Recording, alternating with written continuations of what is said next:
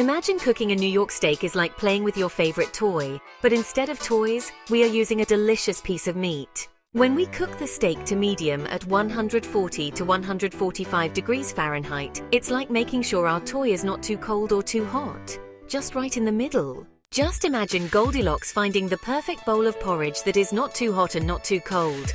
That's exactly what we are doing with our steak. So when we cook the New York steak at this temperature range, it will be juicy and tender, just the way we like it. It's like creating a yummy magic potion by mixing just the right ingredients together. And when you take a bite, it will be so tasty and perfect that you'll want to eat it all up. So exciting to cook something so delicious and make it just right for us to enjoy. Cooking the New York steak to medium at 140 to 145 degrees Fahrenheit is like a super fun cooking adventure, where we get to make something special and yummy. Just like how superheroes save the day by getting everything just right, we are turning this piece of meat into a mouth-watering masterpiece that will make everyone happy and satisfied. So let's put on our chef hats and aprons and get ready to create a magical meal that everyone will love.